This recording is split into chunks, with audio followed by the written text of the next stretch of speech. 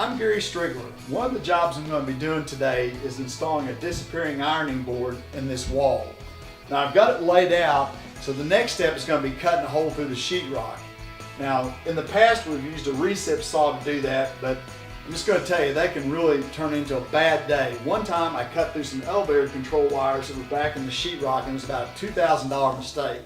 But today I'm not going to be worried because I'm going to be using this multi-tool with a depth cutting guide, so I won't be cutting through more than about a 1/4 inch of the sheetrock. So I'm going to be pretty much just taking it easy.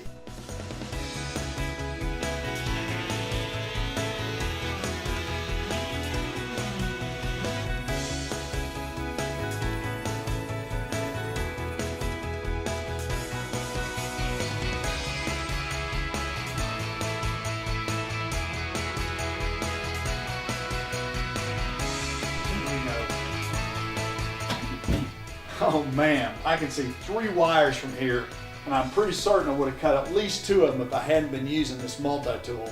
So I'm really glad I was doing that.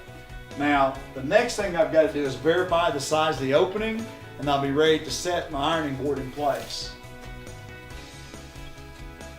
Well, I've got a little bit of a problem. This opening's a little bit tight here. You know, framing isn't always perfect.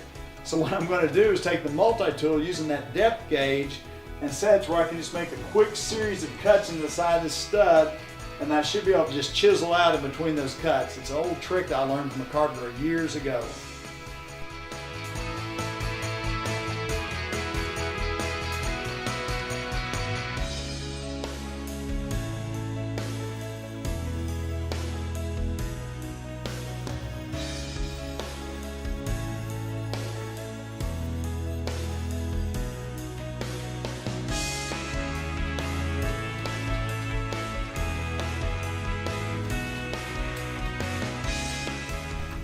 So once I make my way down the whole cavity here, I'm going to pick up that extra 1/4 inch I've got to have to make the ironing board fit.